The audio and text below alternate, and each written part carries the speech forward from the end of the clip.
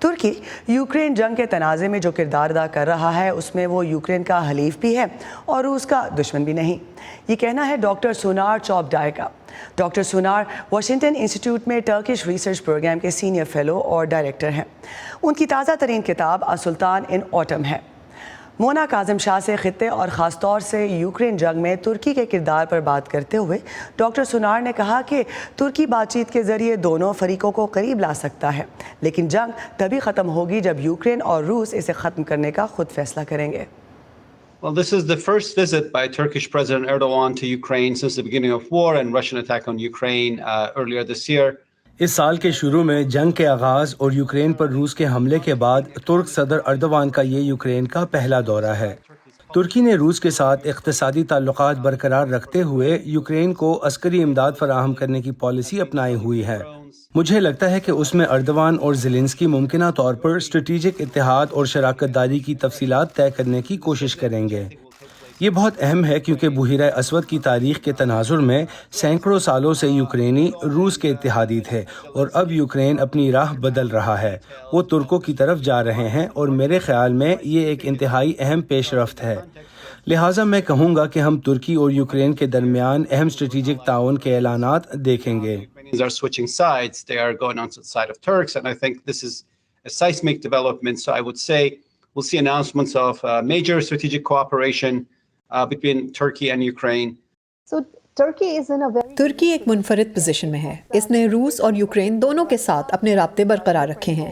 کیا آپ کے خیال میں ترکی کے پاس اس جنگ کو ختم کرنے کے لیے اثر و رسوخ ہے؟ I think that Turkey is indeed in a unique position. I would describe its policy as being میں سمجھتا ہوں کہ ترکی واقعی ایک منفرد پوزیشن میں ہے۔ میں اس کی پالیسی کو پرو یوکرین ہونے کے ساتھ روس مخالف نہ ہونے کی پالیسی کہوں گا، اور اس کا ترکی کی ثالث کا کردار ادا کرنے کی خواہش سے گہرا تعلق ہے۔ یہ دونوں فریقوں کو اکٹھا کرنا چاہتا ہے، لیکن میں نہیں سمجھتا کہ ترکی جنگ ختم کرنے کی پوزیشن میں ہے۔ میرے خیال میں جنگ اس وقت ختم ہوگی جب روس یا یوکرین یہ فیصلہ کر لیں گے کہ وہ مزید نہیں لڑ سکتے۔ میرے خیال میں ترکی دونوں فریقین کو ایک دوسرے کے قریب لا سکتا ہے اور اس وقت امن مذاکرات کروا سکتا ہے جب وہ فیصلہ کر لیں گے کہ اب وہ مزید نہیں لڑ سکتے۔ the violence or war as a means to their end. What do you think is the impact؟ آپ ترکی کی پوزیشن کو خطے میں کس طرح دیکھ رہے ہیں؟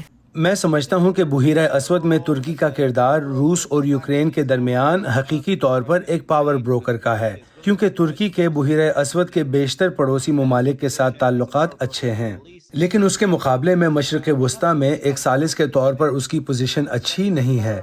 قطر کو چھوڑ کر اور عراق میں کرد حکومت کے کچھ حصوں اور لیبیا کی بین الاقوامی حمایت یافتہ حکومت جو اس ملک کے آدھے حصے پر قابض ہے، ان کے علاوہ ترکی کے خطے میں تعلقات اچھے نہیں ہیں، اور یہ کافی حیران کن ہے کیونکہ تقریباً ایک دہائی قبل جب ترک صدر اردوان نے مشرق وسطیٰ میں مسلم اکثریتی ممالک کی رہنمائی کے ذریعے ترکی کو ایک اہم طاقتور قوم بنانے کی پالیسی کا آغاز کیا تھا، اس وقت سب کی نظریں ترکی پر تھی، مگر اب شمالی افریقہ میں مشرق وسطیٰ کے خطے میں حالات اس کے برعکس نظر آ رہے ہیں، جہاں ترکی تنہائی کا شکار ہے اور اب وہ اس خطے کے ساتھ اپنے تعلقات بحال کرنے کی کوشش کر رہا ہے۔ ترکی نے حال ہی میں متحدہ عرب امارات کے ساتھ اپنے تعلقات کی از سر نو تشکیل کی ہے۔